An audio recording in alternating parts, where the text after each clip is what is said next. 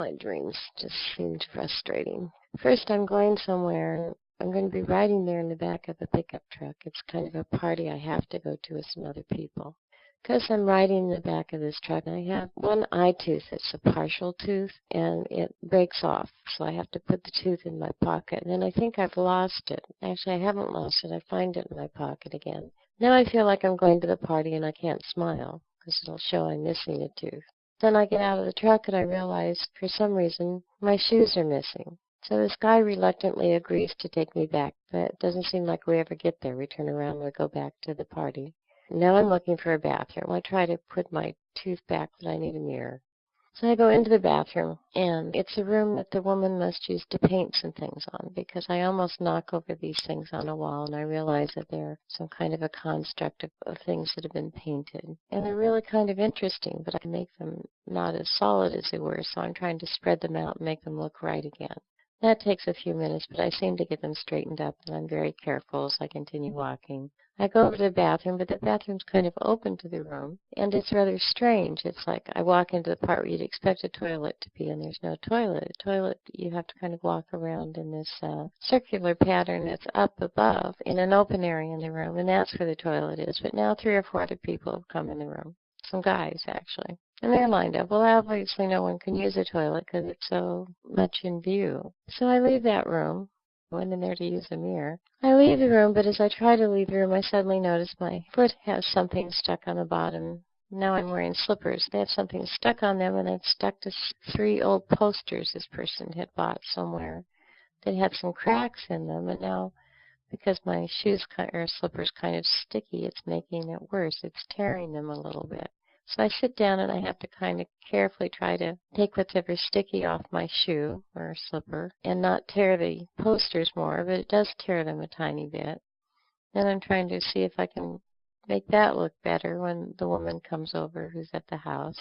And I don't remember much more of that dream except it shifts, and I remember that now I've got a collie that's sick, and the collie's lying down and panting like mad. The secret to the whole dream is you start off riding in the back of a truck, not in the front. A pickup truck is kind of masculine by nature, and you're riding in the back in almost like a reduced role, like you're subservient to the masculine.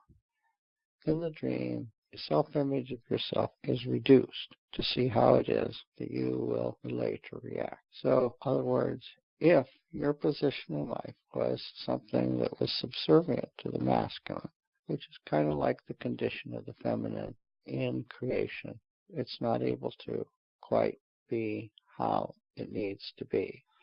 It kind of has a reduced role. Every now and then it flares up, realizing that something might be switching to a type of attention or mannerism that takes it more into account.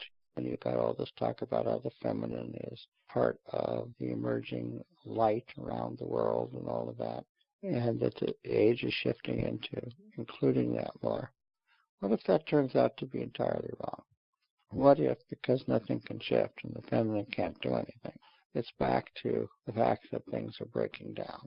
And as they break down, you have reactions, and the reactions are masculine reactions, because the feminine principle that can function as a container and a wholeness to things isn't able to be herself in terms of holding creation in place, in terms of making steps and shifts in consciousness with the role of creation and creator. And so as things are falling back, then that reduces the feminine's importance or role, because the chaos of things just becomes overwhelming and you lose a certain sensibility.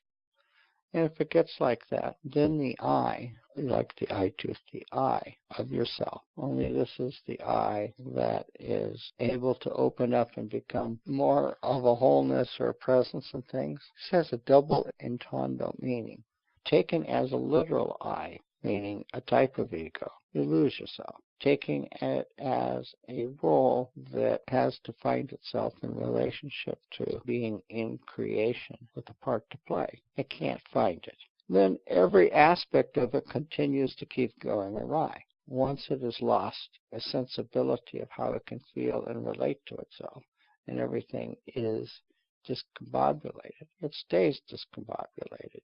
You can't find privacy in order to feel your own spatiality. You can't go into a bathroom. You think you have to do something. Instead, you went there to look at things, to look at the mirror. Everything more or less becomes an impediment to you being able to relate or correlate with yourself.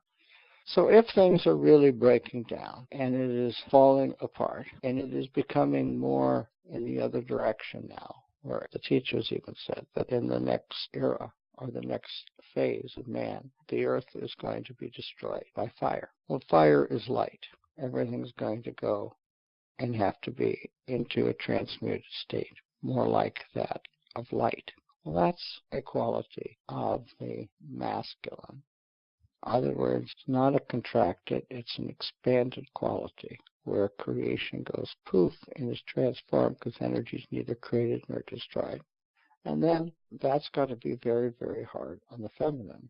The masculine principle always thinks that that's okay, that it can embrace something like that, because the masculine is used to aspiring to something that is outside of itself, that is transcendent, and kind of gets this idea of that being something like light.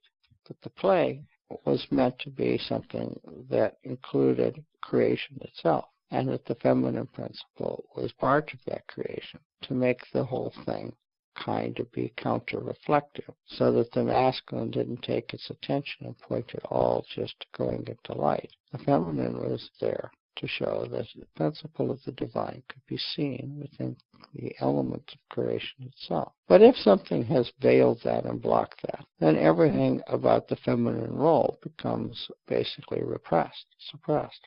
So if you take this to an extreme, and you look at how all the spiritual teachers basically have mostly women, 2/3, 3/4 women, 1/4, 1/3 at best men. And then you look at this sort of thing becoming something in which the possibility and potentiality of what could happen for creation has been obliterated in some fashion, and that something else is emerging in terms of more of a quality in which the energy is being transmuted. In other words, it's not so much an attention upon pulling something down in terms of creation. It's a transformation. Kind of like Einstein said, energy is neither created nor destroyed. And that something is about to happen. And we have to have the as above, so below. And we have to have the microcosm and the macrocosm being the same. And that in a grain of sand you have the universe. We have to have all of those principles working in terms of something that is shifting. And that, I guess, the spiritual concept and realization and recognition had always been that we were switching more to an era of where something about creation and respect for Mother Earth and all of that was going to come into cohesion. But maybe it has run its course.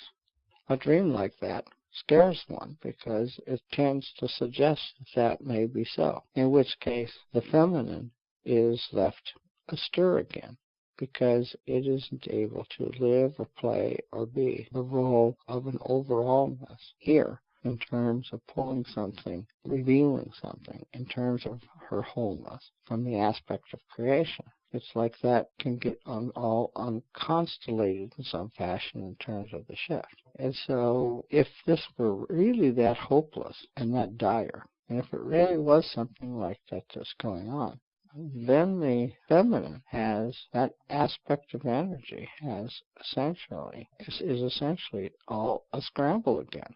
It had held a potentiality that isn't going to take place.